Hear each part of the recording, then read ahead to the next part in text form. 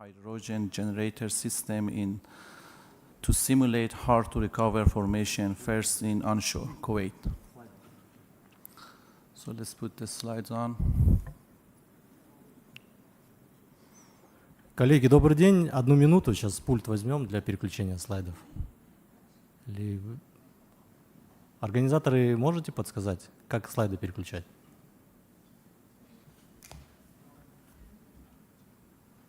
А где Леша?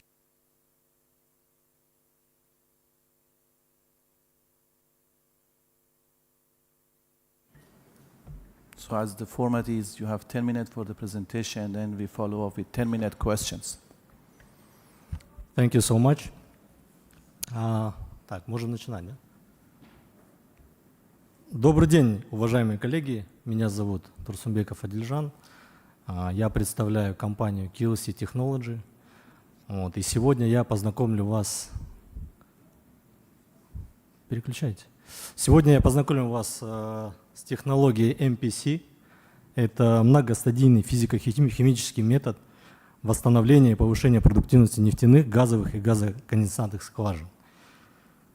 Практически каждый специалист в нашей отрасли сталкивается с проблемой, когда у нас есть потенциал пласта, но фактически дебит гораздо ниже ожидаемого.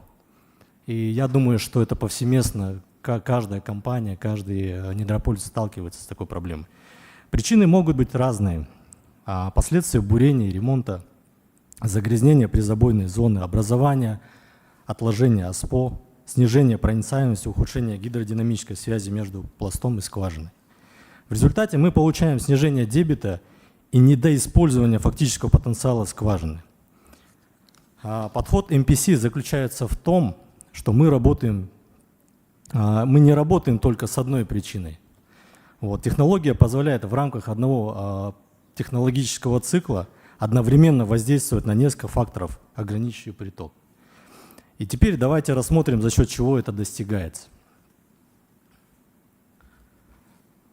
Главное отличие MPC – сочетание нескольких механизмов воздействия в рамках одного технологического процесса. Первое – химическое воздействие. Оно помогает очистить фильтрационные каналы от загрязнения остатков технологической жидкости и тяжелых фракций нефти и ОСПО. Второе – термический. Локальное повышение температуры снижает вязкость углеводородов и повышает их подвижность. Третье – газодинамические и импульсное воздействие. Оно способствует улучшению существующих фильтрационных каналов и гидродинамической связи между пластом и скважиной. Таким образом, за один технологический цикл мы одновременно очищаем призабойную зону, повышаем подвижность углеводородов и улучшаем фильтрационные характеристики пласта. Можно следующий слайд? Сам процесс включает подготовку скважин и последовательное размещение компонентов в расчетном интервале. Их взаимодействие сопровождается выделением тепла и газообразных продуктов непосредственно в зоне воздействия. Вы можете это на слайде видеть. Следующий слайд. На температурном профиле видно интенсивное, но ограниченное по времени повышение температуры с последующим восстановлением. Важно, что параметры каждой обработки рассчитываются индивидуально с учетом конструкции скважин, глубины пластовых условий, свойств флюида и характера существующего ограничения. Теперь перейдем от принципа работы к практическому опыту. Вы можете видеть, что с 2013 года по 2021 год нами было проведено большое количество опытно-промышленных испытаний. Технология MPC имеет опыт промышленного применения в различных геологических производственных условиях и в различных странах мира, то есть это более 7 стран. Но сегодня я хотел бы сделать основной акцент именно на Казахстане. MPC применялась на объектах Каражамбас-Муная, Мангыстау-Мунайгаза, Узей-Мунайгаза, Ада-Ойл, Актау-Транзит и CNPC Актобе-Мунайгаз. На слайде представлены результаты отдельных обработок. Мы хотели бы упомянуть только пару обработок. Например, на скважине номер 3332 АО «Мангыстау-Мунайгаз» дебит нефти увеличился с 3,8 тонн до 26 тонн в сутки. На скважине номер 359 АО «Узень-Мунайгаз» с 0,97 до 16,56 тонны в сутки. Но я бы хотел обратить ваше внимание не только на максимальные цифры. Для нас важнее, что положительные результаты получены на разных объектах, у разных недропользователей и в разных геолого-технических условиях. Теперь подробно разберем два более свежих казахстанских кейса.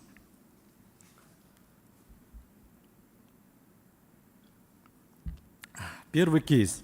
Месторождение Жангурши в Мангыстауской области. Данная обработка была выполнена в прошлом году, в 2025 году в сентябре месяце.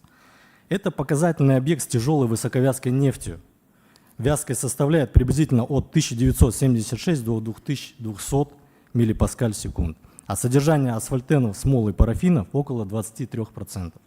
На скважине номер 315 до обработки дебит нефти составил около 1,7 тонны, после обработки 2,9 тонн в сутки. То есть мы получили заметное увеличение добычи на объекте с очень тяжелой нефтью. Следующий слайд. При этом для нас не особо важна не только величина первоначального прироста, но и его продолжительность. Положительный эффект прослеживался на протяжении всего доступного 6-месячного периода мониторинга с октября 2025 года по март 2026 года. Результаты по скважинам номер 104, который была сделана в 2014 году, и номер 315 подтверждены официальным протоколом ТО «Октау Транзит». Таким образом, этот кейс показывает применимость МПС на неглубоких объектах с тяжелой высоковязкой нефтью, высоким содержанием АСПО-компонентов. Следующий слайд. Второй наш опыт – это Кенкек-на-Целевой с недропользователем АО «СНПС Актобе-Мунайгаз», находящийся в Актюбинской области.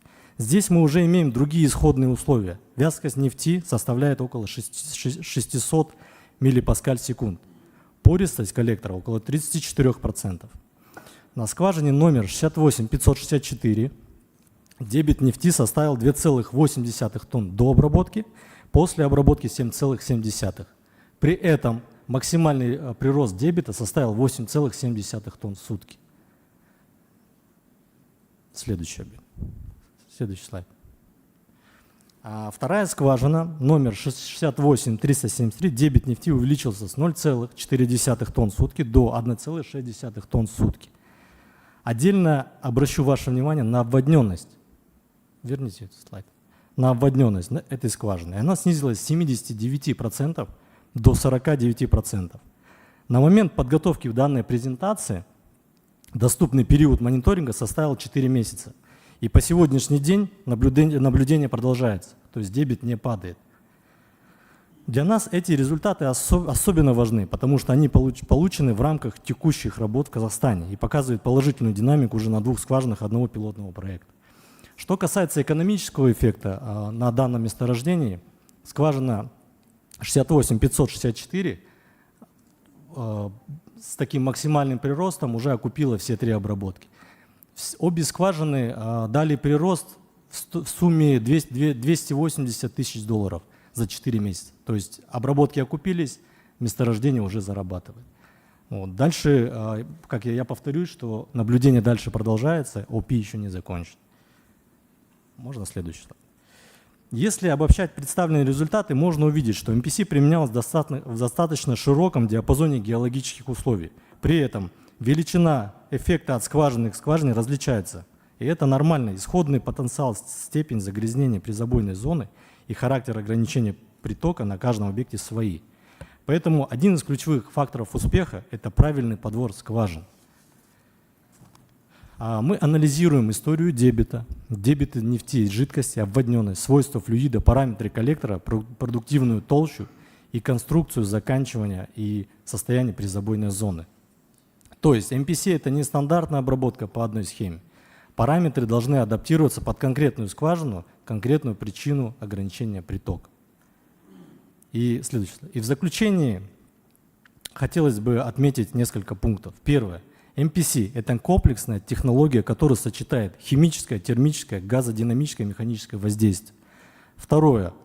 Технология имеет практический опыт подтверждения результата на ряде месторождений Казахстана И уже в мире это признанная технология. Об этом мы говорили и вчера на хакатоне, и вот хотелось бы отметить и сегодня.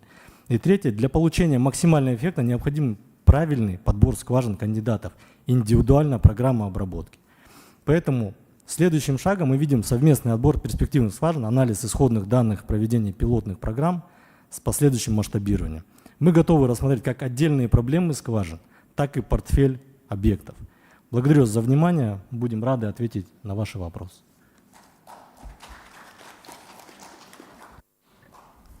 Thank you for your presentation. So now the paper is open for the questions.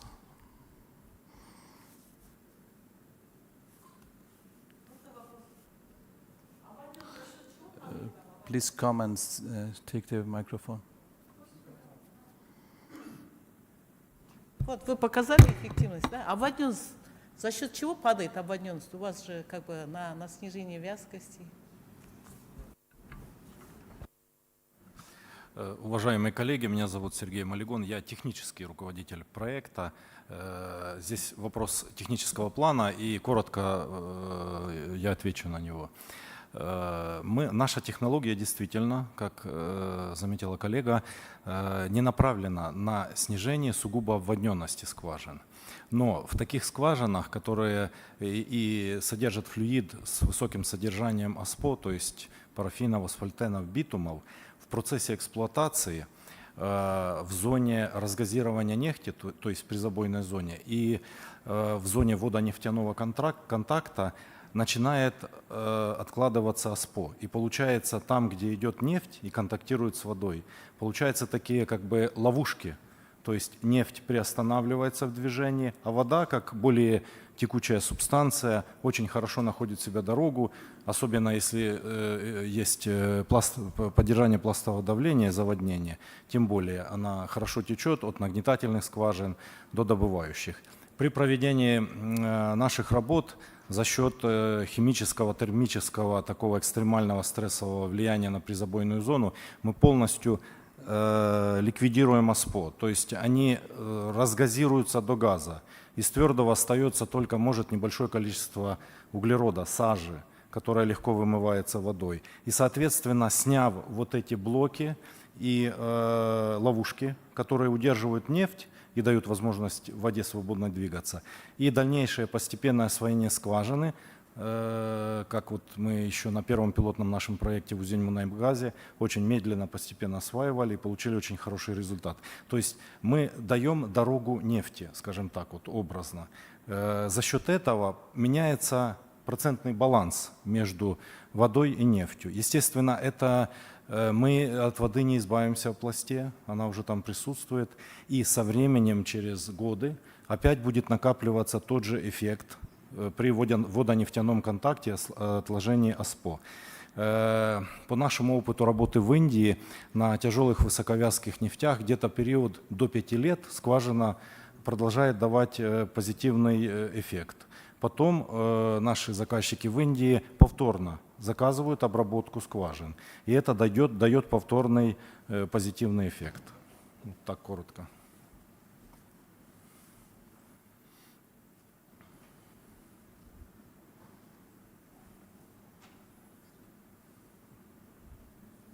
Any more question?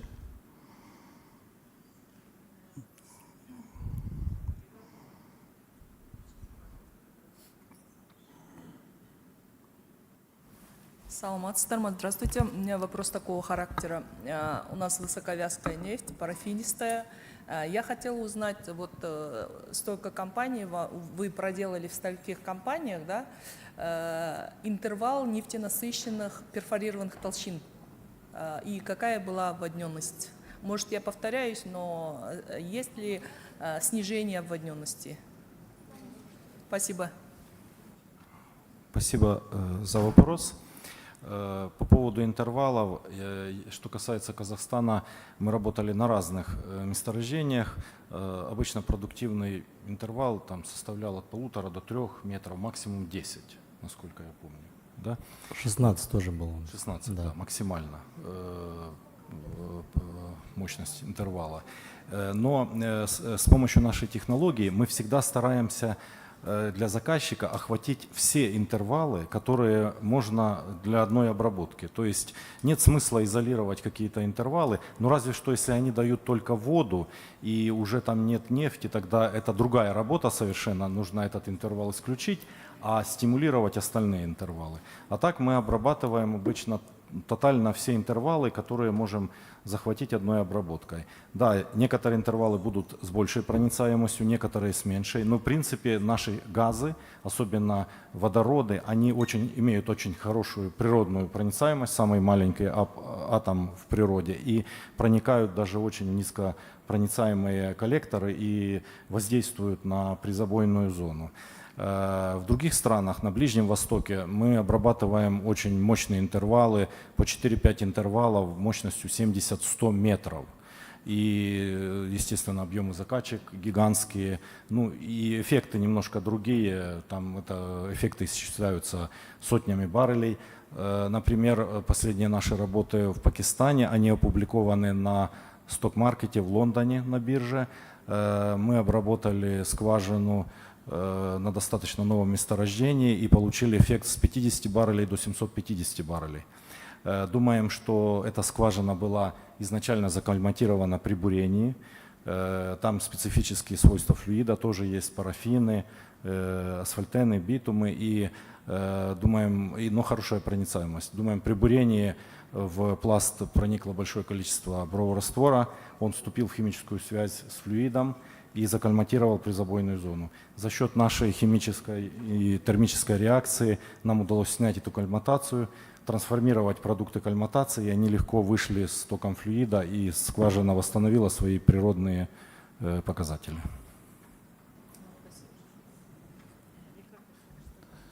Thank you. May I ask you one question regarding the technical design criteria? If you want to design one well, what goes to that design? Is there some comment on the chemical size? Is it like a per volume injection or days? If you can comment a little bit on the technical design, what goes to that, on size of the treatment, I appreciate it.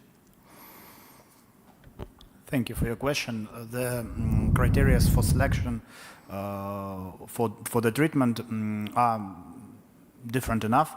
So we consider the completion of the well, the problems that we are facing before the treatment. We do the analysis of the provided information from the client.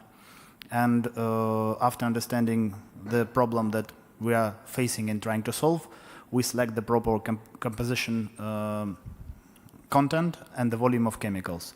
Of course, we consider the thickness of the reservoir, other parameters like porosity, permeability, and for different cases, for different problems, we can modify catalyst to get the maximum impact and targeted, addressed treatment to get the production enhancement. And on the injection side, is it any complication on the field wire to inject, or how do you connect to the current injectors or any? If you are talking about injection of chemicals, Yes. Here is very important to understand that the process of chemical placement and delivery is actually very simple and has nothing to do with injection. So the idea is to place chemicals in the red hole in front of perforation zones. And we do not inject them inside the reservoir. So we just place them below perfs on the bottom of the well. And we use casing as a chemical jar for initiation reaction. When the reaction is in the process, the gases are generated and they are absorbed by the reservoir. So in case we need to add one more driving force for gases or chemicals to move inside the reservoir, we can always do that through closing casing valve and pumping chemicals through, pumping brine into the tubing and create overpressure from the surface. Oh, okay, thank you. Is there it's time for one more question? If not, I think we can, I don't know if Ivan Pavalov is here. But no, we're gonna go to our third presentation, Jean from Alton Oilfield Services. He will present for us improving water flood sweep efficiency in heterogeneous reservoir and enhancing oil recovery through intelligent, simultaneous, separate injection with closed-loop adaptive control. Floor is yours.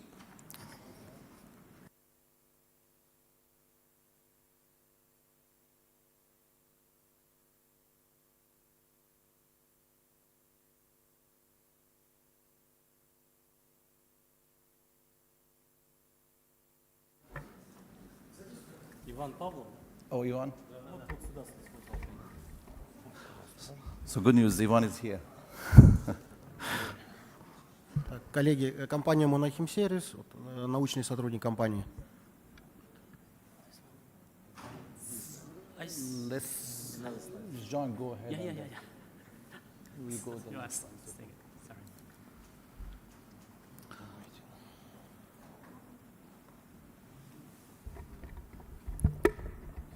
Hello, ladies and gentlemen, good afternoon. I'm Zhang Xiaohong from an oil company. I'm very proud to be here and to do this presentation. And today I will do this presentation. My topic is intelligent water injection technology. This technology can be used in multi-layer water injection. And this technology can improve the water injection coverage in heterogeneous reservoir. And finally, it can increase the EOR. Okay, as we know, in the later stage of oil development, water injection is required to supplement reservoir energy and displace oil. But non-uniform water injection results in increased water cut. Conventional water injection has some problem like interlayer contradiction. Most of the water injection is absorbed by hyperpermeability layers, cause the water breaks through in this layer, and lower EOR because in effect water circulation needed to lower EOR, and lower efficiency because sometimes we will need to adjust each layer's water injection. So when we adjust this water injection rate, it need a lot of workload, like put off the tools or put off the tubing. This require a lot of work. And poor dynamic. It is impossible to adjust and monitor in real time according to the dynamic changes of the reservoir. And intelligent water injection technology can solve all the problems. And I have the video and to help us to understand this technology. Please help me play the video.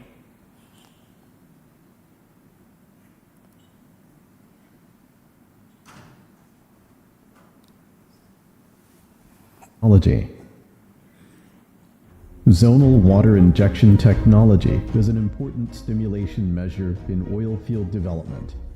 The intelligent water injection technology is an important part of Anton intelligent well completion.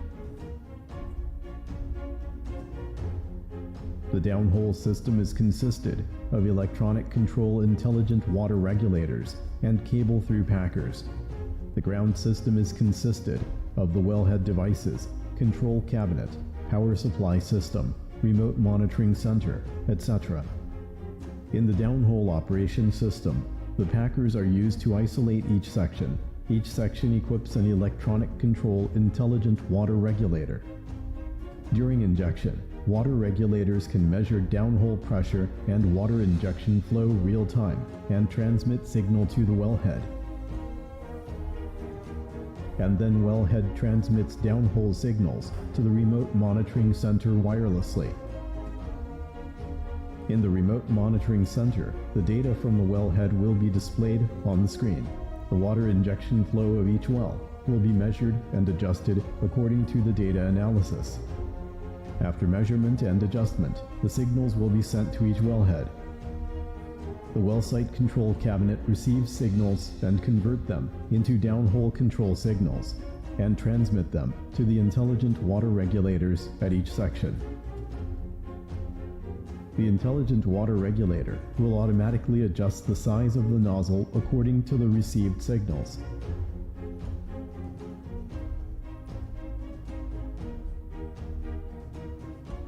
After the adjustment, the data will be transmitted to the remote monitoring center. Through the application of intelligent water injection, it can realize the rapid and efficient adjustment of water injection and real-time monitoring in downhole so as to achieve the purpose of improving. Okay, after watching this video, we know the intelligent water injection technology can monitor and adjust each layer water injection rate in real time. So this technology has follow features. First one, layered water injection. We use as initial packer and intelligent tools separate injection rooms layer by layer. And real-time monitoring, it can monitor the downhole each layer flow rate, temperature, injection pressure, and formation pressure. And also it can automatically control in the surface or in the surface you can control the downhole to the larger size, and they can adjust the downhole to each layer's flow rate. And also this data in the downhole, we monitor the downhole information, and this data it can transform to the office. In the office, we can real time to monitor the downhole each layer's flow rate, temperature, pressure. And we have two types of this technology. One is we use the cable for connect the downhole tools and to the surface. Another one is without cable. We use the wave code and the wireless to communicate with the downhole tool. Okay, this is a major tools, intelligent water regulator. We can see these tools integrated flow rate meter, pressure gauge, and a temperature gauge. And also we have two kind of tools, standard and high temperatures. Standard is the temperature can reach to 125 degrees, and high temperature can reach to 150 degrees. And also we can choose different size according to the casing size. We can choose bigger one or small one. And the pressure can up to the 60,000 MPI or 80,000 MPI. And the flow rate is, can reach 1,000 cubic meter per day. We can, according to your requirement, and choose different flow rate. And the flow rate accuracy is no more than 2%.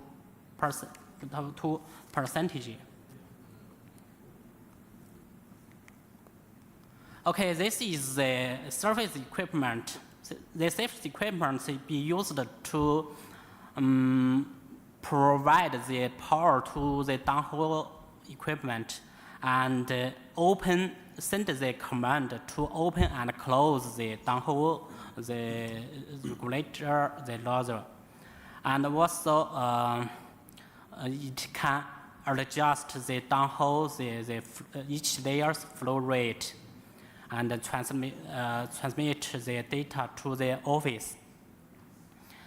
Okay, and the right solar panel is maybe sometimes the website is low electricity, so we can use the solar panel system to provide the power to the surface equipment and the downhole equipment.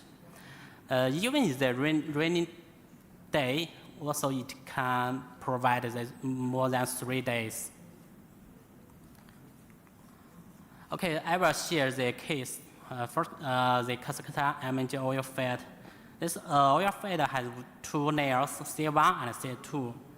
C1 and C2, there is a very significant difference in water absorption. when we inject water, the water always goes through the C1 because the C1 has a high permeability. The water will not go, will not inject any C2. So also this means the water is high salinity and severe corrosion. The tubing can't use more than 6 months. So our proposal is use the ICCP. The ICCP is plastic, and so it has excellent corrosion resistance. So we use the ICCP instead of the tubing, and use the intelligent water injection tools, and we can real-time monitoring and remote control. And we can in the software we can check the temperature, pressure, injection pressure, and flow rate. Okay, after this, the C1, because it has a high permeability, so we control the C1 flow rate and increase the C2 the flow rate. Okay, I will share the second case in Iraq, Hafaya. This they use the snake line to change the mechanical nozzle because it's very different. It's very different to confirm which layer, which size will use which size laser for each layer. So they needed to do the measure, and they needed to adjust each layer's flow rate again and again. It wastes a lot of time and they need a lot of operations. So our proposal is we didn't pull out the tube, the casing and the packer. We just use the wave-core intelligent water injection tools instead of the mechanic nozzle. And they can in the surface they can monitor and control the downhole each layer's flow rate. And this we can't use the cable, so we use the battery. The batteries provide the power to the downhole tools. And the battery can use more than 3 years. And if the battery is dead, we can fish out. We use the signal to fish out the intentional tools and change the battery and run it again. It can save a lot of operation and the cost. Okay, each technology should consider the economic evaluations. By using this technology, we can improve the water injection efficiency and finally increase the EOR, maybe 5 or 10%, depending on the reservoir. And also we can reduce the water injection because the infection circulation of water can be reduced, maybe it's 50% and to 25%. And also we can save the cost because we no need to pull out all the tubing or all the tools. We just in the surface or in the cell phone or in the computer, you can control each layer's flow rate. So you can save a lot of cost, like the operation and human person's cost. Okay, that's my presentation. Thank you very much. Thank you very much. I think we have time for one question only, since we are very short in time. Hello, my name is Xiao Wang from Southwest Petroleum University. First, thank you very much for your presentation. I have one question.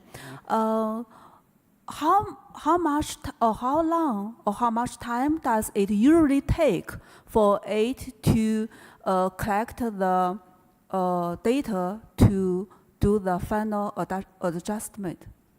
You mean the date from The time it takes downhole to the surface, or from collecting the reservoir data to It's very quick, and it's no more than 1 second.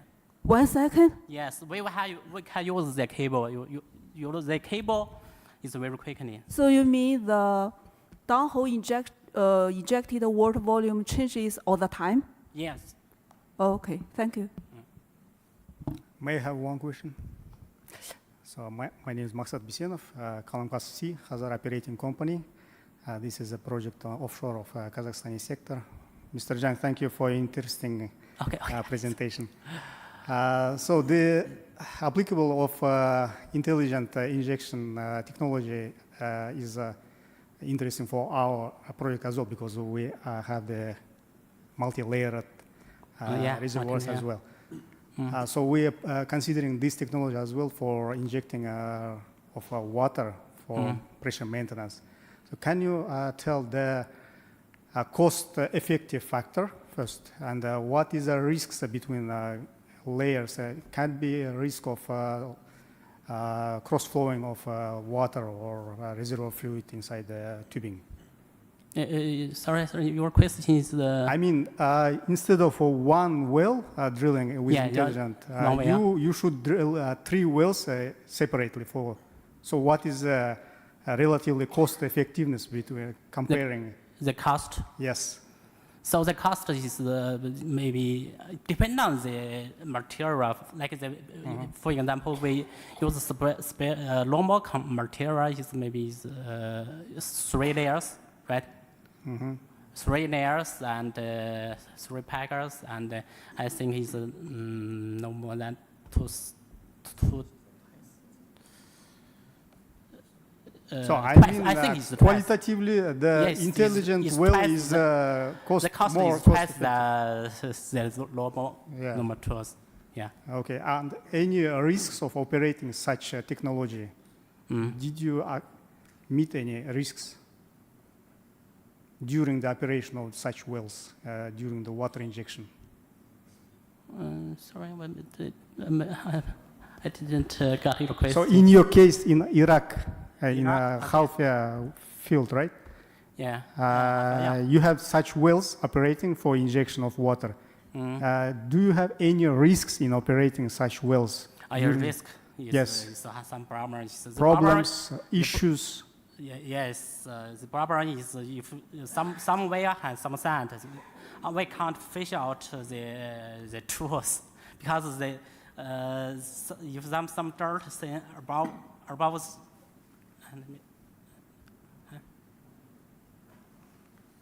you have some dirt stains above the tools, you can't use the snake line to fish out. So this is a problem. Oh, okay. Yeah. See. Thank you very much. But normally we can use the cables. Cable. We don't need to fish. Just use the cable in technical water injection. Okay.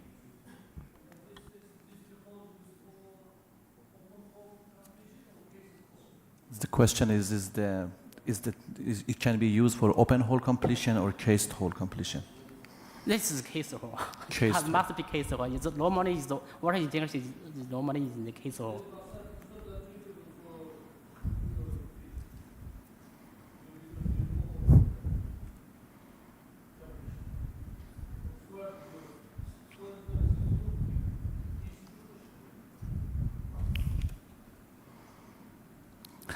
I think we can continue this discussion after the. We can discuss it after this meeting. Thank you, John. Appreciate it. So our next presenter will be Ivan Pavlov. He will present for us integrated approach to enhanced oil recovery, including heavy oil reservoirs.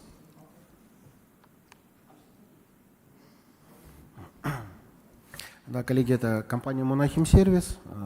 Иван расскажет о наших подходах к МУНам, к расчетам, то есть как мы ведем эти работы на территории Казахстана.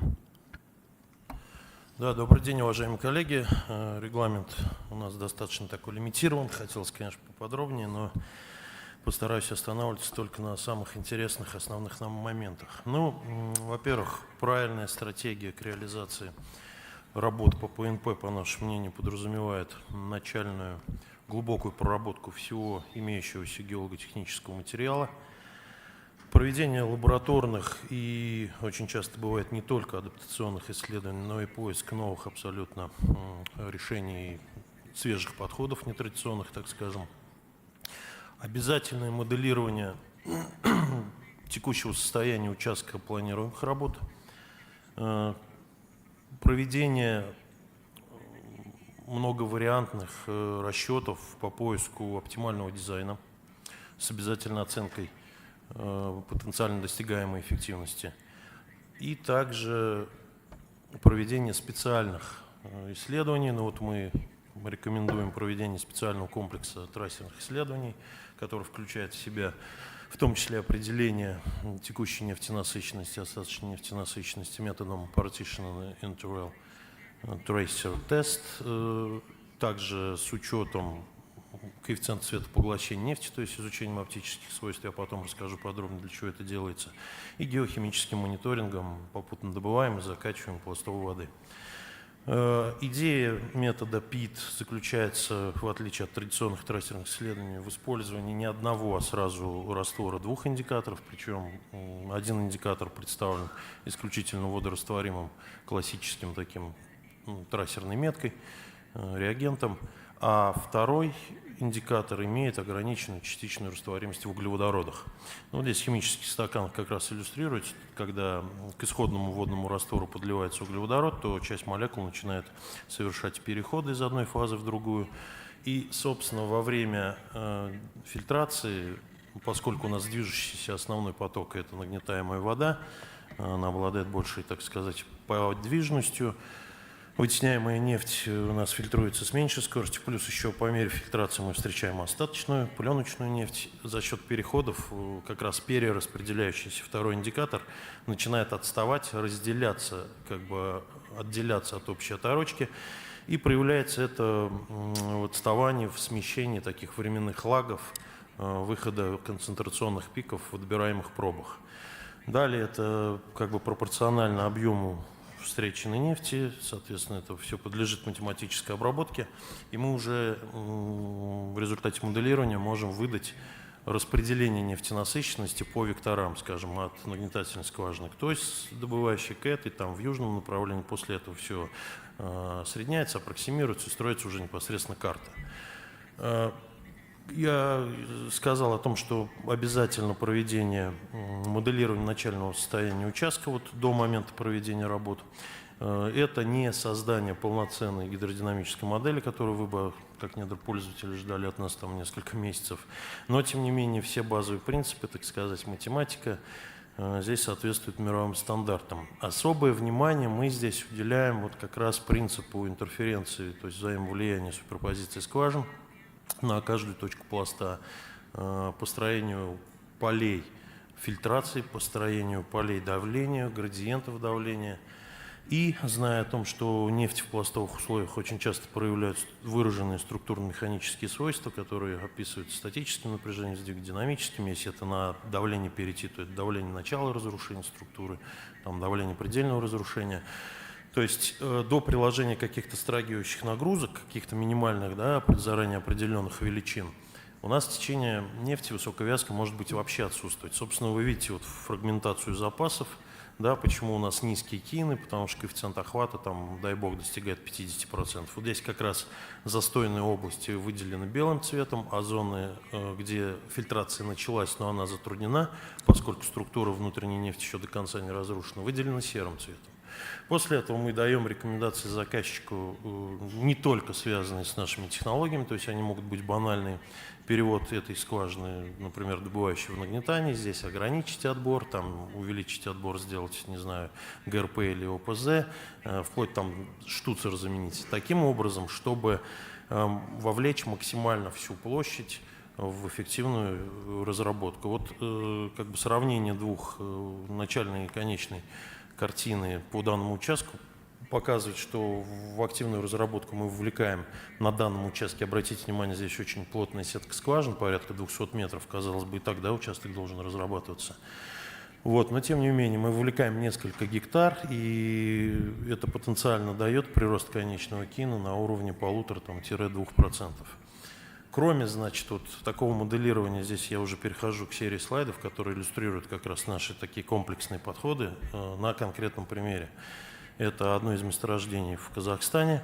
Мы проводим такое перекрестное трассирование, то есть здесь для удобства различными цветами обозначены нагнетательные скважины. Вы видите, что их влияние здесь, так сказать, сплошное, практически на все добывающие скважины. Ну, очевидно, что наличие линейных каналов, прорывных каналов фильтрации, и как бы для нас это уже является, да, кандидатом для проведения работ. Дополнительно вместе с этими исследованиями нами были как раз изучены оптические свойства нефти, но в виде коэффициента светопоглощения. Его величина зависит в первую очередь от содержания тяжелых компонентов, асфальтенов и смол.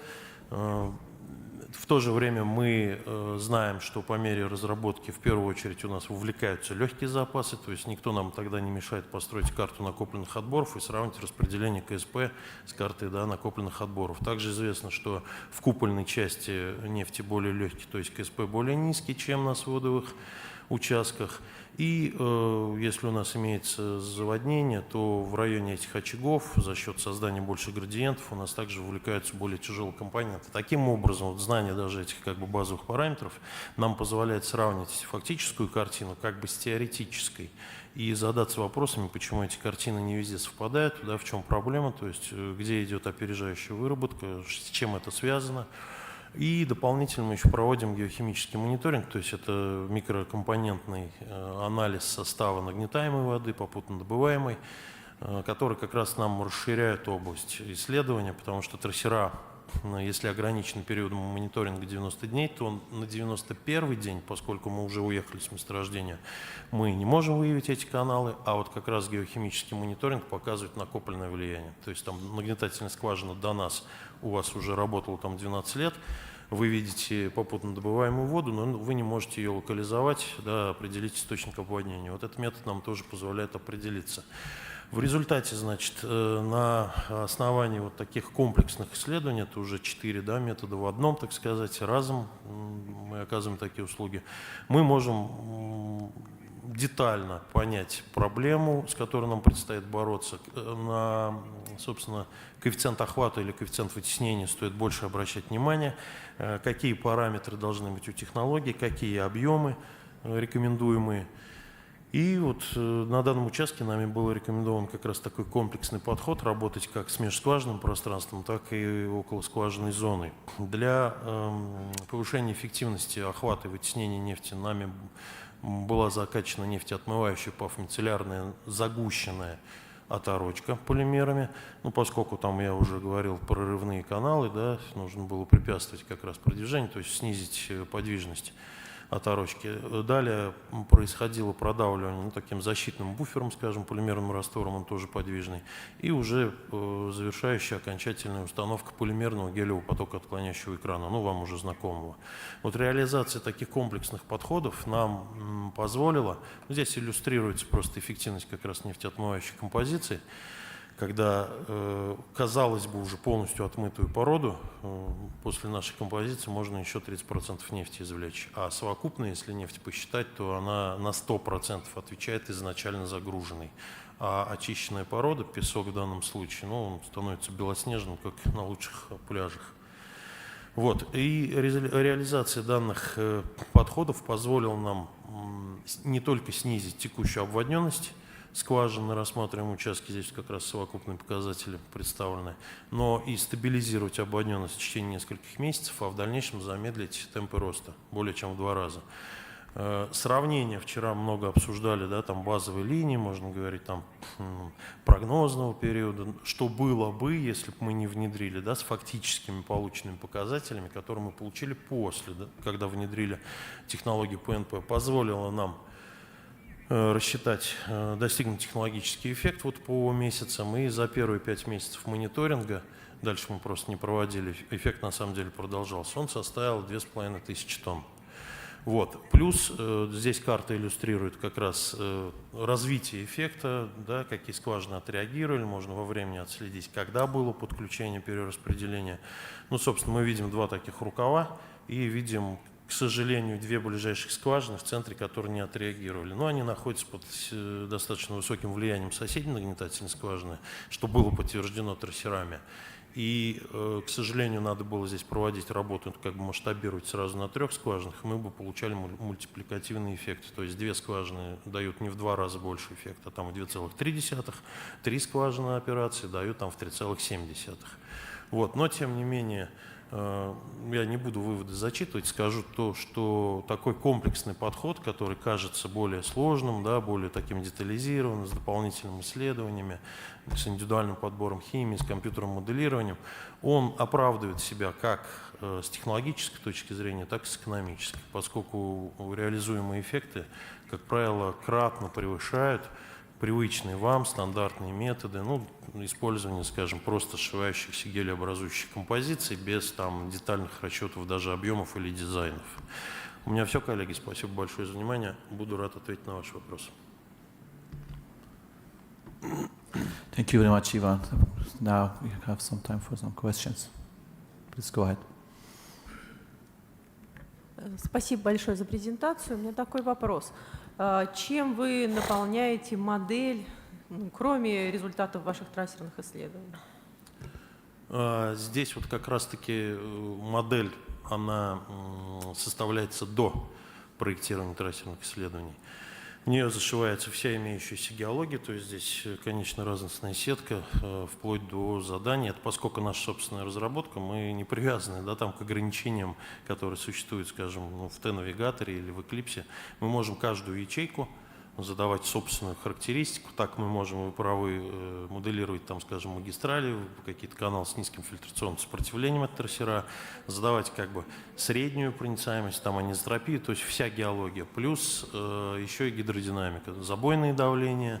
Ну, мы на данном моменте не моделируем там перфорацию, вот такие, да, моменты. Здесь самое главное — это принцип суперпозиции, то есть распределение полей давления в неравномерной по пористости, проницаемости геологической среде. Ну, там, кто занимается моделями, могут меня поправить. Опять повторюсь, что все-таки мы этот продукт разрабатывали сами, я даже терминологии специально не придерживаюсь, как там, да, у модельерщиков. Мы здесь имеем два варианта моделирования. Это как по балансу отборов и закачки, так и по балансу давления. Причем мы можем задавать как проницаемые границы, непроницаемые границы. И еще такой лайфхак. Мы берем большую по площади залежь для того, чтобы избежать ошибки. А моделирование, на самом деле, расчеты проводим на маленькой части. Ну вот как раз вот здесь вот присутствовал коллега. Там по моделям, да, с министерства или откуда проблема была, то есть как масштабировать. Ну вот у нас такой лайфхак. Нам это самое главное определить участок, что он перспективный для ПНП, что мы видим неравномерность выработки не только как вот все там, например, расчлененность, неравномерность профиля, все, значит кандидат. Мы еще оцениваем и по неравномерности площади. То есть различные уровни добычи, различная обводненность по скважинам уже как бы сигнализирует о том, что процесс неравномерно идет. Ну и построение полей давления линий тока только подтверждает. То есть мы не претендуем здесь на 100% расчет. Это нам помогает выбрать участок, ожидаемые эффекты, ну просто все в копилку, так сказать. Ну и последующие вот эти 5 методов. А заказчик может наши данные использовать, загрузить уже в свою большую гидродинамическую модель. Спасибо большое. Спасибо.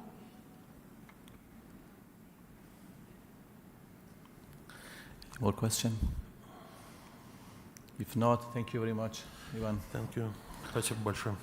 So we move to our next presentation, Dr. Liu from Southwest Petroleum University, China. Please go ahead.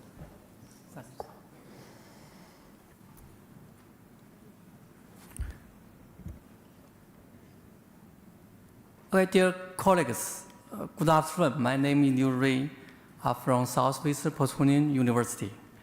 And it's a great honor to be here in the beautiful city for the UR Forum.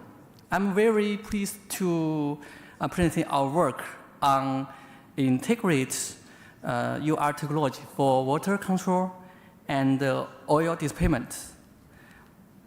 Okay, my presentation includes 4 parts. Let's go to the first part, background. As we all know that for a high water cutter reservoir, the key path to enhance oil recovery is to improve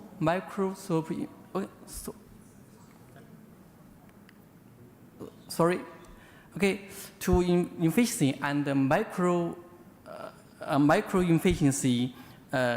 To address this, I think it's a topic and in our forum discussed by all our experts. To address it, we developed the integrated conformance control and oil displacement technology. This approach aims to increase both the sweep efficiency and the displacement efficiency. Okay, in China, we gave some examples. From 2015 and 2021, the Southwest oil field conducts a total of 266 well oil control treatments use this integrated technology. The results are cumulative oil recovery of more than 400,000 tons. The real data proves that the significant potential of integrated technologies in oil control and in water control and oil displacement in high water cut oil fields. Sorry. Okay. Oh, okay. There's something problem for this slide. I can say that. Let's go to the fundamental mechanism. We conduct extensive research combining 1D, one dimension, 2 dimension, and 3 artificial core flooding tests combined with online MR and CT imaging to improve digital characteristics of our chemical agent mechanism. Sorry. First, I go to the profile control. This is something like the particle size. This process involves the migration, aggregation, and definition of large factor, which is a ratio of the particle size to porous medium to match the particle size and the porous medium. The factor guides the selection of the particle size or the gel for different permeability reservoirs. The pressure increased secretly and stabilized proves that this particle size gel can immigrate deeply for effective profile control. Second, as we already to give good effective for water plugin. So what do we do? What should we do in the next stage? So in the next step, we suggest that give the dispensing and the treating non-flood fluids or the surfactants. As for this, a lot of fluids exhibit multi-phased characteristics, acting like the polymers, surfactant, and conates. They achieve in situ emulsions to have high viscosities, so have the give the mobility control in the high water cutter reservoirs.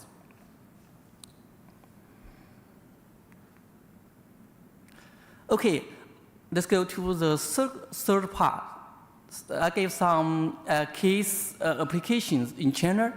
Okay, first is about the high temperature and high salinity well treatment. The reservoir temperature is 120 centigrade and the formation water salinity is more than 100. and 30,000 ppm. So this is high-risk reservoir conditions. We inject 150 square meter of the gel and the PPG before the treatment. And after that, the well production only 2 barrels per day with very high water cut as high as 99%. After treatment, the oil production increased to 80 barrels per day, and the water cut decreased sharply, and the accumulated oil reached 249 MBO. Okay, let's get to the third case. This case is the sandstone reservoir application. In this reservoir is also the high salinity and high temperature with high permeability ratio and very strong heterogeneity and extremely high salinity. So we design a combined application.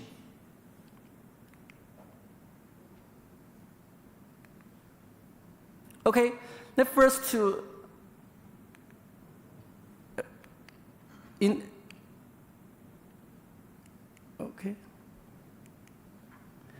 please, okay.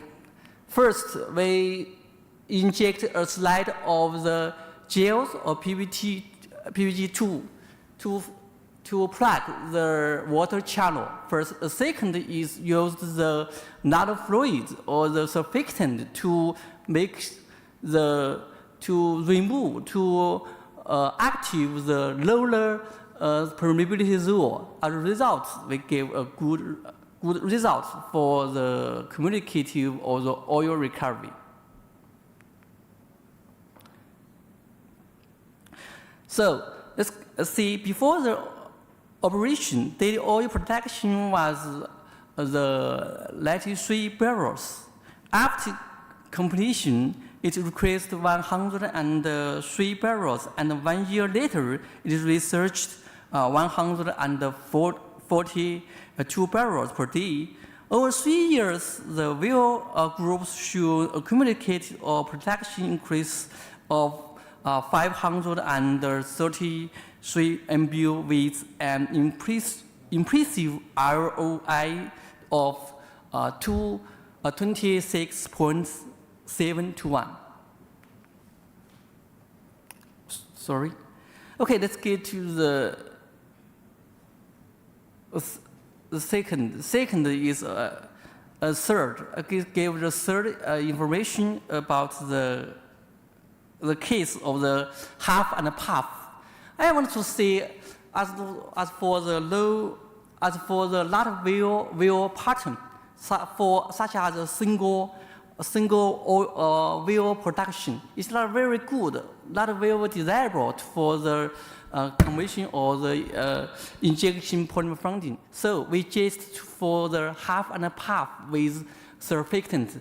This maybe get good result to activate the residual oil in lower permeability center. Okay, half and puff using injection chemicals in oil well. Okay.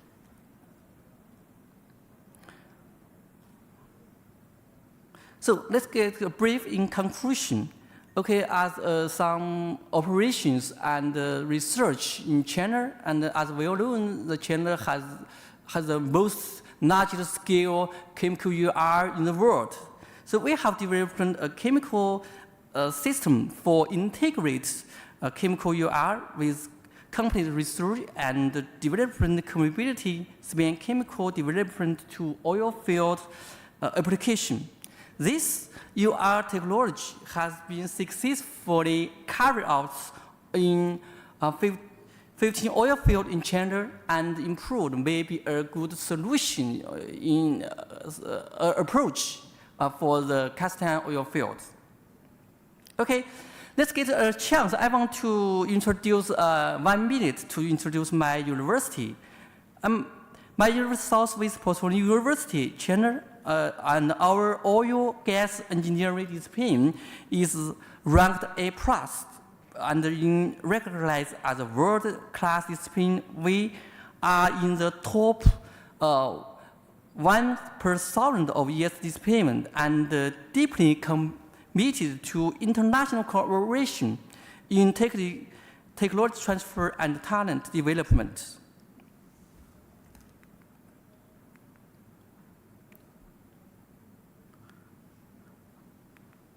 Also, we deeply explored international cooperation resources to facilitate international collaboration, technology transfer, and talent development. Some of fingers are the collaboration with our university and the companies from the Kazakhstan.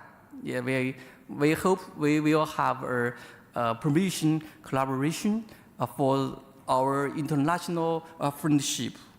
Okay, thanks for your attention. Any questions? Thank you very much. Appreciate it. The paper is open for questions. Yeah, here is a question. Do you simulate this process of injecting the PPG to assess the effectiveness on any standard modeling or maybe on your own software? Okay. Thanks. I think it's a very interesting topic and question. Also, it's not already modeling or use some like the core flooding in Kazakhstan formation, but we have some deep results and give some much scale data to simulate the similar conditions. I think the PPG, both the PPG and the polymeric gel for the conformation control for the water channel, it's very important, as you said, that make the adaptive, make the self-adaptive or compatible with the formation, both the porous medium, both the permeability, both the temperature and salinity of the formation in Kazakhstan. This is the first step, very important, I think. I think we should get the work together to step to forward this technology. Thanks. I think.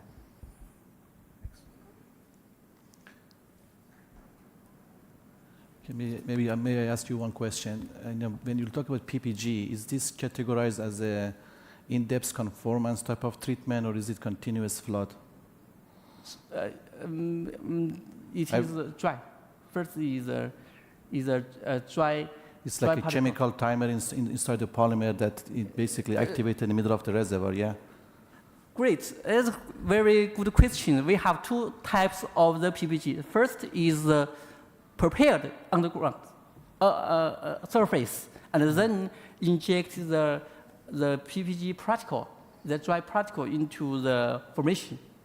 But we should first do a thing is how to the fit to the porous medium. This is the first PPG. The second is like the colloidal. So is it continuous flood? I still don't understand. Yes, understand. Is it continuous flood, or is it less injected as a slug? Yes, the second is the formation in the formation. Okay, you say through how much stake, you see. It is also is a very interesting the topic, because the slug should be designed according to the formation and according to such as the heterogeneity and the permeability and the porosity. This is very important to understand how much slug we should do. So this is the basic information and the steps we must do it, because it is very important to give a good result. Thanks. Appreciate it. Thank you very much. Thank you very much. Thank you. So now it's time to move on to our next presentation by Sergil Mulimov. The title is Experience with Low Volume Hydraulic Fracturing at the Krajan Bass Field. Please go ahead.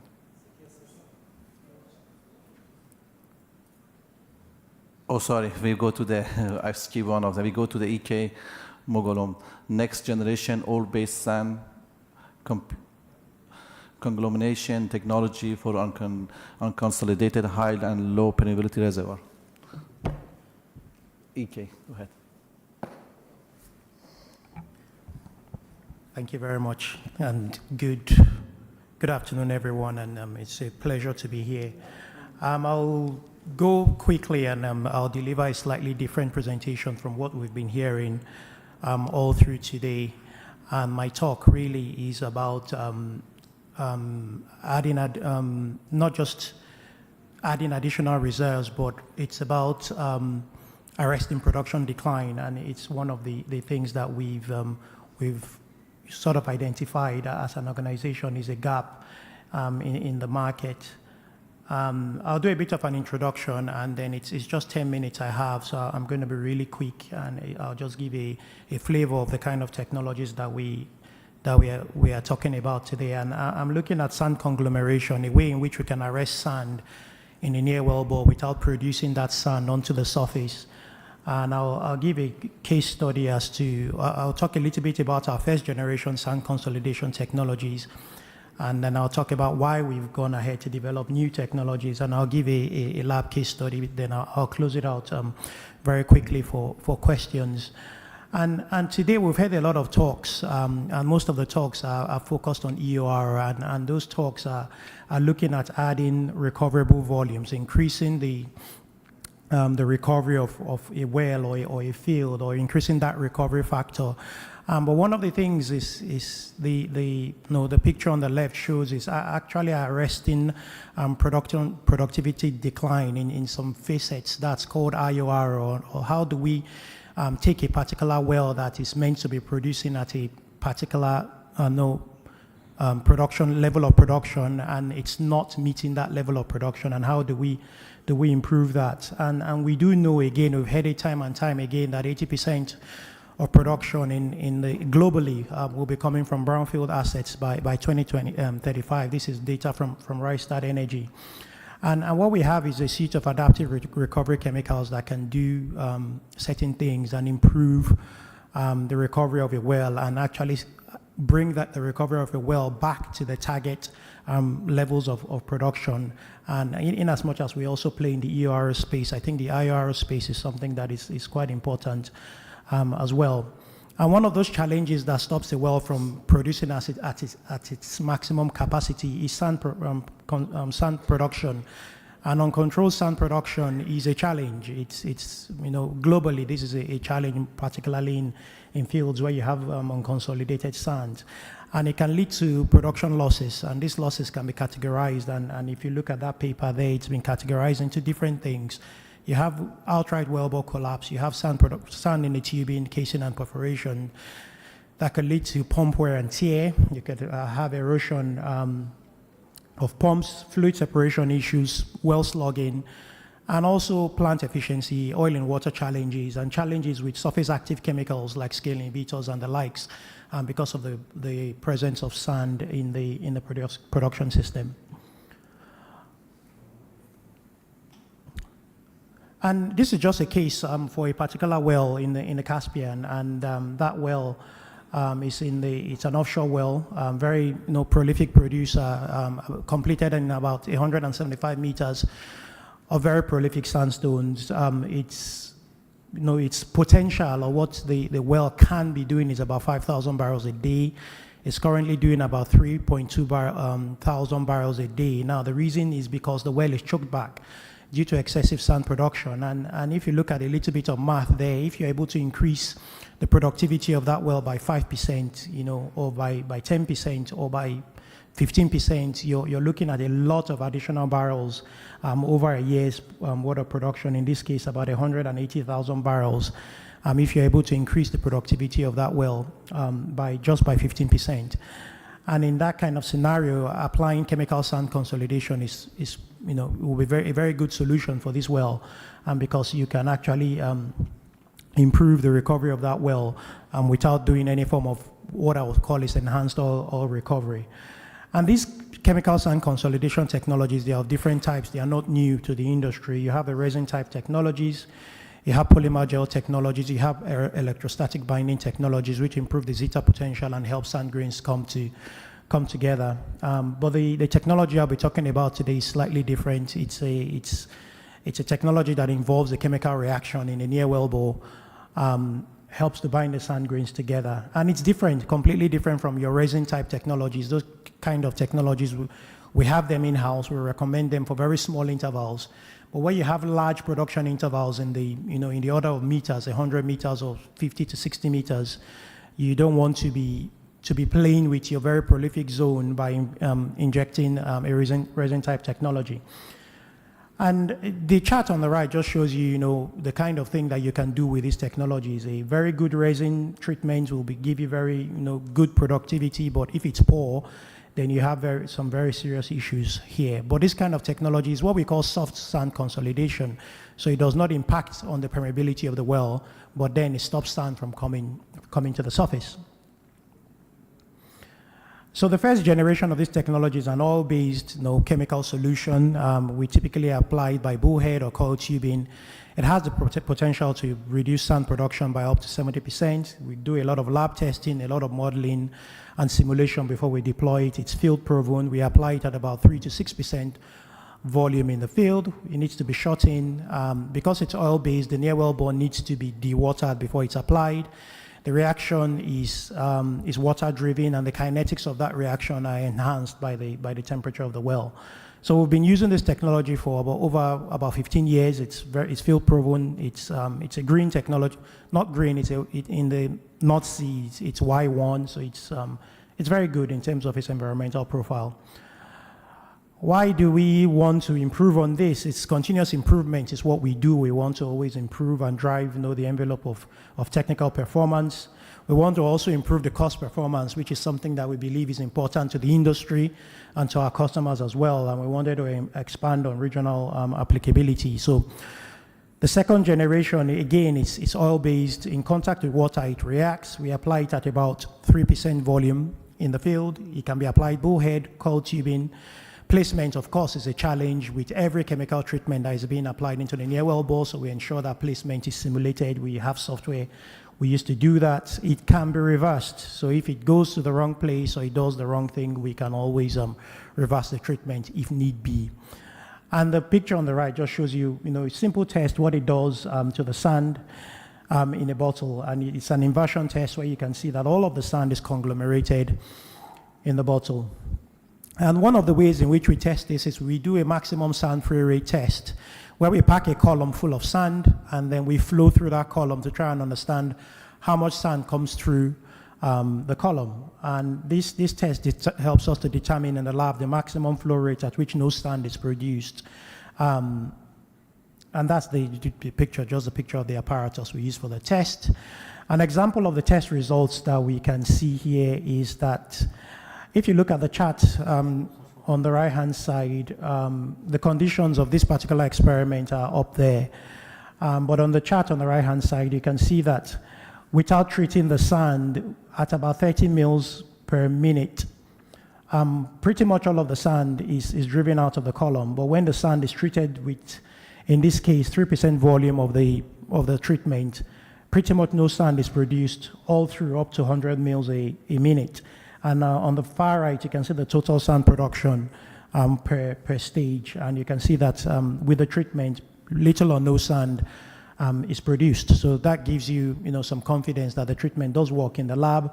We then go and do an oscillation test, which sort of gives you an idea of how the treatment behaves at different drawdown pressures. And it's a question that we get asked a lot. If we draw down the well harder than we should, how does the treatment react? This gives you an idea, although we do encourage a phased production after the treatment is deployed in the field. But this just shows you that the treatment is sort of resistant to different drawdown pressures as the well goes back onto production.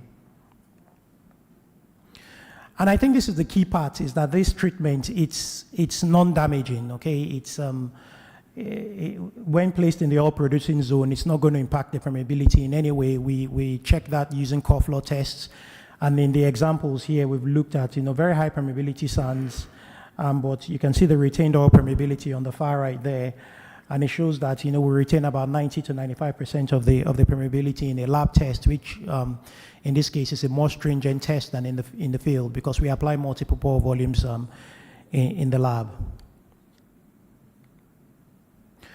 So just to sort of summarize this presentation, it's just been 10 minutes. I've had to fly through issues with uncontrolled sand production. We've highlighted those issues. Anywhere that this kind of issues exist, it's a major challenge. Wells are choked back in most cases to try and control excessive sand production. But there are also cases where the wells cannot be produced at all. We know that globally that a lot of wells are impacted by excessive sand production, and they are shut in because there is no solution. The solution is either to sidetrack the well or to redrill. If you sidetrack or you redrill in a similar formation, the sand will come as long as the water comes. But what we've demonstrated is a chemical technology for sand conglomeration. The technology is robust, it's flexible, it's easily deployable, and it's reversible. We understand the success criteria because we've deployed this kind of technologies over multiple years, and the payback period for this is very quick. Once it's deployed, within a couple of days to weeks, the chemical cost is paid back and the well goes back on to profit for the operator. And one thing we would always say is that the chances of success can greatly be enhanced and improved using advanced laboratory qualification techniques, and also be improved using simulation and the right field deployment in every case. Thank you. I'll take questions if you have any. Thank you very much. Thank you very much. Appreciate it. Any questions?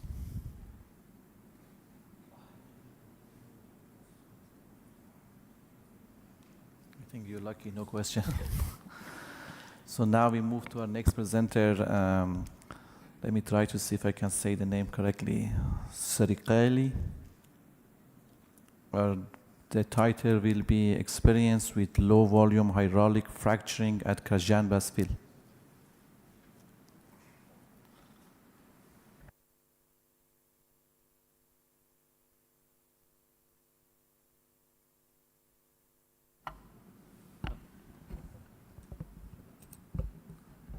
Қайырлы күн, құрметті әріптестер. Мұйым Серікқали, Қаражанбас мұнай. Назарларыңызға Қаражанбас кен орнында мұнай беруді арттыру әдістері бойынша аздан азды қабатты гидравликалық жағаруды қолдану тәжірибесін ұсынғым келеді. Өздеріңізге белгілі Қаражанбас кен орны мұнайының тұтқырлығы жоғары, ал өнімді қабаттары борпылдақ және нашар цементтелген құм тастардан тұрады. Ұзақ уақыт бойы мұндай жағдайда қабатты гидравликалық жару жүргізу тиімсіз және экономикалық тұрғыдан орынсыз деп саналды.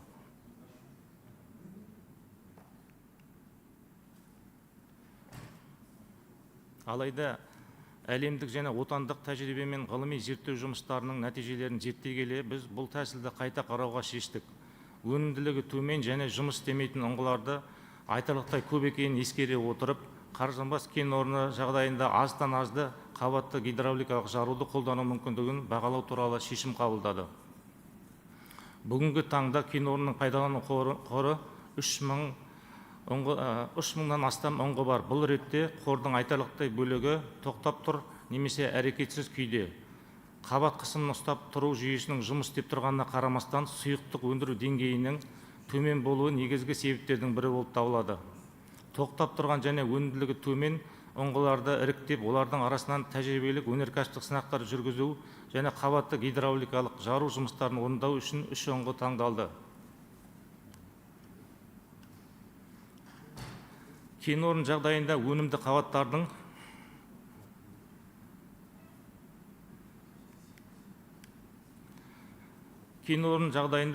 қабаттардың геологиялық физикалық ерекшеліктері ескерілді. Мұнайдың жоғарғы тұтқырлығы, коллектордың жоғарғы өткізгіштігі, нашар цементтелген құм тастардан тұруы және құмның мол шығуы. Осы ерекшеліктерді ескере отырып, 3 ұңғыға аздан азды қабатты гидравликалық жару әдісін қолдану туралы шешім қабылданды.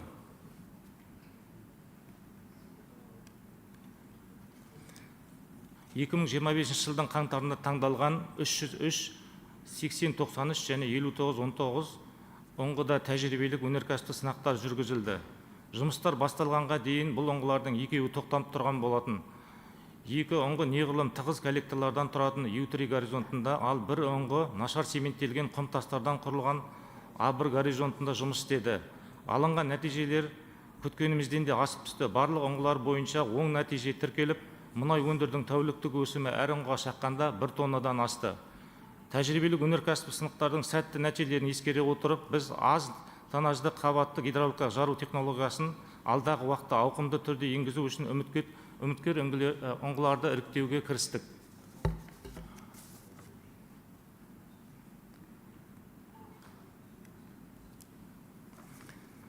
Қаражанбас кен орнында қабатты гидравликалық жару технологиясын алдағы уақытта енгізу стратегиясы әзірленді. Біздің жағдайымыз үшін ең тиімді шешім дәл осы аз тоннажды қабатты технология болып табылады. Оның нәтижесінде мұнай дебитін 20-дан 100%-ға дейін өнімін көбейту күтілуде. Келесі слайд. Өткен жылдың ортасынан бастап біз аз тоннажды қабатты гидравликалық жаруды өнеркәсіптік енгізуге кірістік. Бүгінгі таңда жұмыстар 55 ұңғыда орындалды. Егер бастапқы кезеңде пропант көлемі бір ұңғыға шамамен 6 тонна құраса, кейін нәтижелерді талдау кезінде біз оны біртіндеп 10 тоннаға арттырдық. Қазіргі уақытта мұнай өндірудің орташа өсімі бір ұңғыға шаққанда тәулігіне 1,5 тоннадан асады. Ағымдағы жылдың соңына дейін қосымша тағы да 35 ұңғыға қабатты гидравликалық жару жұмыстарын жүргізу жоспарлануда.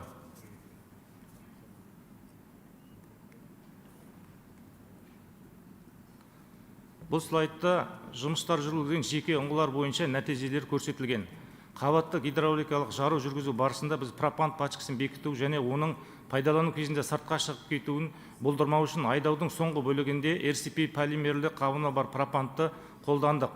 Қабатты гидравликалық жарудан кейін ұңғылардың қабатын бумен қыздыру және белсендіру мақсатында жылжымалы бу қондырғысын қолдана отырып бумен өңдеу жүргіздік. Нәтижелерді талдау кезінде біз тағы бір маңызды әсерге назар аудардық. Қабатты гидравликалық жару жүргізгеннен кейін ұңғылардан құмның шығуы айтарлықтай төмендеді. Ал бірқатар жағдайда толығымен тоқтады. Бұл RCP пропантты қолданудың ұңғы түбі аймағының тұрақтылығын қосымша оң әсері туралы айтуға мүмкіндік береді.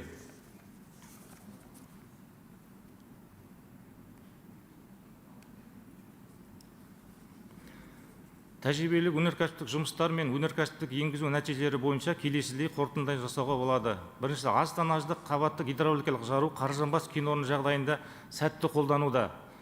Екінші, технология мұнай өндіру тұрақты өсімін қамтамасыз етеді және экономикалық тұрғыдан тиімді болып табылады. Қабатты гидравликалық жару қолдану өнімділігі төмен және әрекетсіз ұңғыларды жұмысқа қосуға мүмкіндік береді. RCP пропантты пайдалану құм шығуын болдырмауға ықпал етеді және ұңғылар жұмысын арттырады. Және технология кен орнында алдағы уақытта ауқымын кеңейту үшін жақсы перспективалары бар. Назар аудандарыңызға рахмет.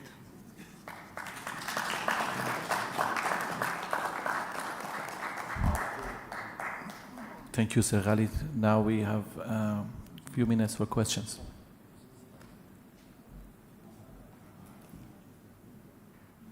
Саке. Ассаламу алейкум. Как делали дизайн на ГРП? Какая максимальная концентрация закачали во время работы? Біздер ең бірінші OP-ді бастағанда 5-6 тоннадан пропант айдауды бастадық. Оны біз өте келе уақыттармен 10 тоннаға дейін жеткіздік. Себебі 10 тоннаға дейін айдаған кезде біз өнімізді 1 тоннадан 1,5 тоннаға дейін көтердік. Және бұл жерде дизайнды жасаған кезде жаңағы RCP пропантын айтып кеткенмін аталғандай, бірінші 9 тонна айдайтынымыз жай пропант. Және соңғы пачкасында 1 тонна пропантты RCP резинасы бар смолалы пропантты айдаймыз. Бұл бізге ұңғылардың құм тоқтатуын әсер етеді. Біз бұған дейінгі жасап тұрған ұңғыларымыз құмның әсерінен жиі тоқтайтын болған. Біз осы методты пайдаланғаннан кейін ұңғылардың тоқтауы азайып, өнімдері көбейді.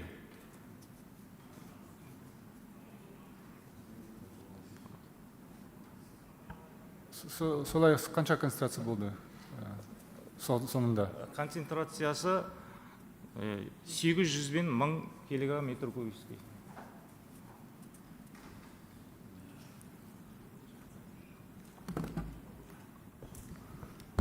Ассалаумағалейкум тағы да баршаңызға. Бүгінгі екінші күн осы форумға байланысты болып жатырған. Өз жерімізде отырып, өз елімізде жүріп, қазақша баяндама жасап отқан үшін алғысын білдірем. Себебі осыған дейін тыңдап келгендеріміз кешеде, бүгінде барлығы орысша, ағылшынша жүріп жатыр. Я түсінем, басқа да мамандар келіп жатыр шетелден. Бірақ та осылай қазақша баяндама жасағанға мен сол қуанып отырмын. Және де осы қазір қаражан баста алып жатқан іс-әрекеттер мен жұмыстар жасау арқылы, малатонаждық ГРП жасау арқылы эффект алып жатырғаны бір жақсы қуантарлық жағдай. Алда уақытта бұны да несін оның қаншалықты тиімділігін ары қарай қанша ай сайын жасап тұру керек, немесе жыл сайын жасап тұру, соның бәрін бір жобаларда көреміз деген ойдамын. ЦКР-ның несінде көлемінде талқыланып, алда уақытта басқа да может кен орындарына пайдалануға мүмкіндік беретін шығар деген ойдамын. Сондықтан рахмет баяндамашыға. Рахмет.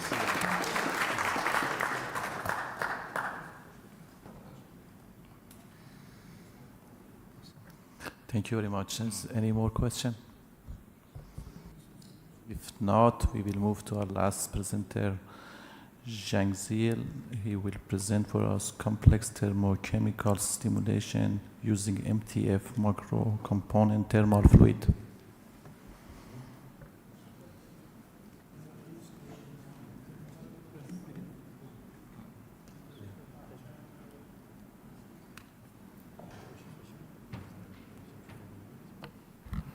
Good afternoon, everyone. Okay. My name is Fang. I'm colleague of Mr. Zhang. I will share this presentation with you instead of him, and in represent of Technical engineering company. Please open the first slide. Yeah, sorry. Okay, so there's a question here. Why a combined treatment is required for heavy oil recovery? We all know that the steam will help reduce the viscosity of the crude oil, and CO2 will help enhance the oil dissolution, and also surfactants and alkali can help reduce the interfacial tension with water. So what is MTF? MTF means multi-component thermal fluid. It's a technology by combining these three different effects. It combines heating and gas dissolution and pressure support and flow rate distribution. So how it works? Here we can see from the photo, from the picture, that there's a combustion chamber in the middle. So what we put into this chamber is that we put into it with fuel. The fuel can be condensate, it can be natural gas, it can be gasoline or any fuels, and also inject with air. The third injection is water. So we put these three things into one same combustion chamber, and then the produced all the produced combustion products are jointly injected to the well. So that means what we will inject into the well, we will inject steam to the well, we will inject nitrogen gas into the well, and also CO2, and also can be some additives like surfactants. Yeah. So it's a combined technology with steam, nitrogen gas, CO2, and additives. So what is the mechanism of this technology? We can see from left side there's a graph. In the bottom we can see that there's a capillary gravity drainage by the condensed water. Yeah. is also combined with water displacement. And in the middle, we can see in the yellow zone, it's a heated zone with steam. It's a high temperature zone. It will help reduce the viscosity of the crude oil. And on the top, we can see there's a gas phase.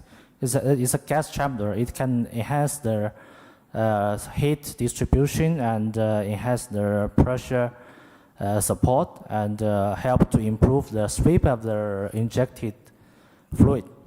So in total, from the right side, there's a conclusion of the mechanism from 5 different aspects, including thermal viscosity reduction or CO2 dissolution, gas, energy, and gravity displacement, and also surfactant interfacial tension reduction.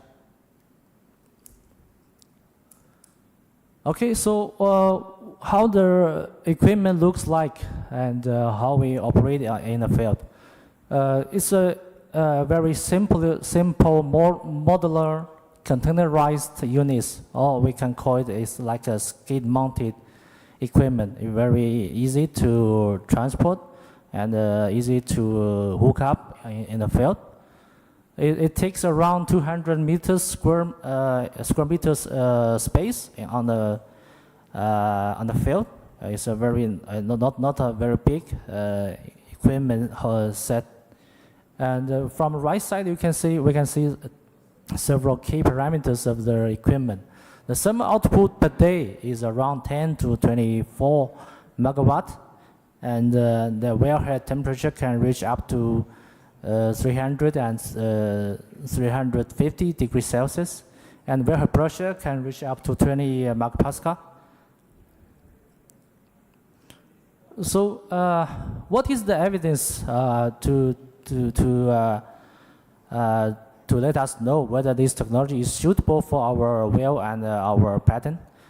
Before doing the pilot job, we will take samples from the well, like crude oil, like core samples. We will do modeling in the lab. We will do some physical modeling and the numeral modeling in the lab to see whether this technology is suitable for our purpose.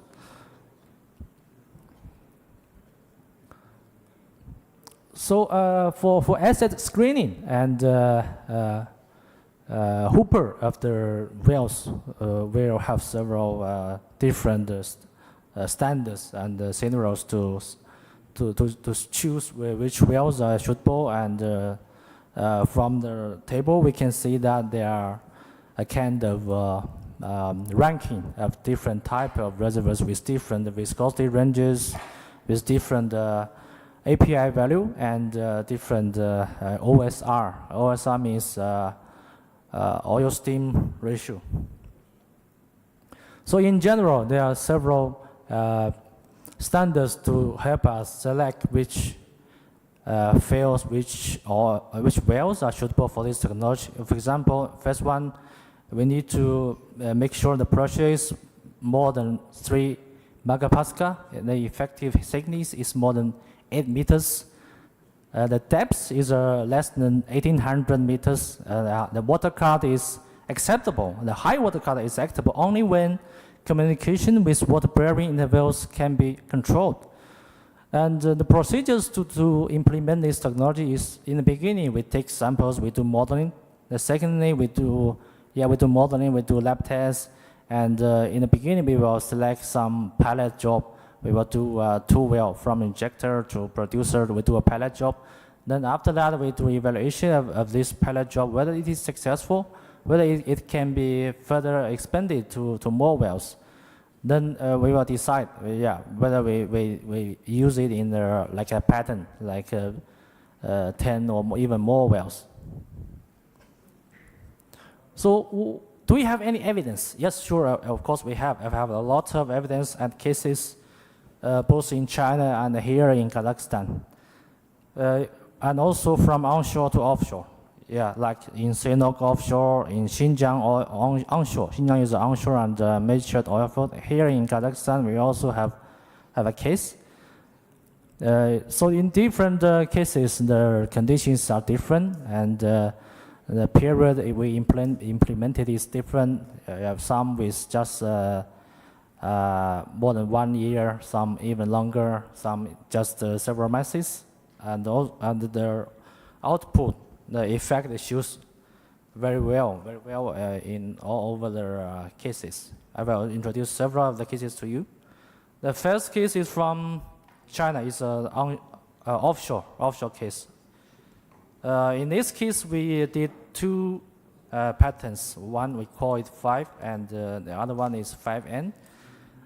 The two patterns shows different response. The first one shows a sustained post-treatment production. The second one shows a short-term self-flow, but with reservoir pressure remains sufficient. We put it on the left side in the bottom. We can see this curve. We put ESP pump into the well for production. Yes, this is two different patterns in one offshore case. On the right side, we can see the red line is total liquid production. The blue one is the total oil production, and the black one is the water cut ratio. The second case is from Xinjiang. It's a measured high water cut asset. It's a 15-well pattern. We injected in the pattern for around 15 days in continuously injection of the multi-phase fluid, and we produce it for 6 to 9 months in different wells. So from the data, we can see that the cumulative incremental oil is more than 6,000 tons. An average water cut reduced from 80% to 74%. The OSR increased from 2.23 to 0.58, so it's a very remarkable increasement of OSR. And oil response duration is around 6 to 9 months in different wells. The next case is, this presentation is not modified. There's some name here. Sorry about that. It's in Kazakhstan, in K oil field, with 9 wells, and we can see from the production curve that the blue one is the daily oil production in average. The pink one is daily fluid production. The fluid production looks like it's stable, but we can see from the green one, the oil production increased from 1.2 ton per day to 10.1 ton per day. It's a very remarkable increasement of the oil production. And also you can see from the blue curve that the composite water cut is reduced from more than 90% to around 40%. So it's a very successful implementation in Kazakhstan, which also gives us confidence to implement here in Kazakhstan in more oil fields. So let's make do some discussion together. So from the cases we can see the value of this technology, and from our counting of the data, we know that by using this MTF technology, the oil production can be increased a lot by comparing with traditional steam EUR method, and the water we used can be reduced more than half, and the steam we used can be reduced by 82%. And CO2 we use emission. CO2 emission by using this technology is around reduced by more than 96%, and also OPEX by operating in the field, we can save more than 62% OPEX. So it's a very valuable, very economic technology to use by comparing with traditional steam EUR. So in conclusion, I introduced the mechanism to you. It's a combination of thermal viscosity reduction, CO2 dissolution, gas, energy, and sweep control method.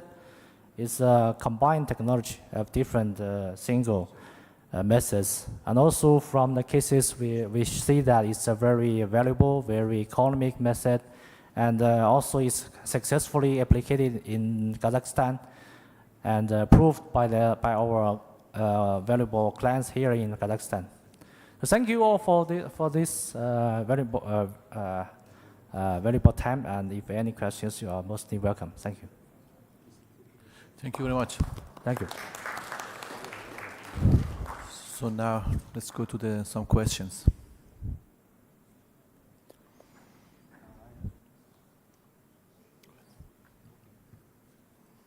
Working? Yeah. I have a question. What is your experience in Kazakhstan? It's just KMK Munay in Aktobe, am I right? Yes, only in KMK. Come here, please. Yes, only KMK. KMK. Yeah. And how many wells was done in KMK Munay?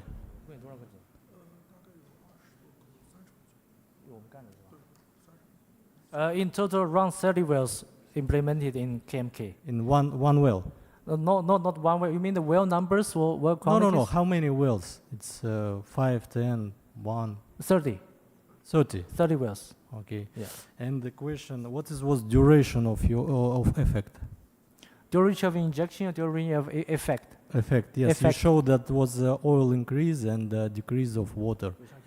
What was duration of effect? 9 months. 9 months? Yes. Okay, thank you so much. Thank you.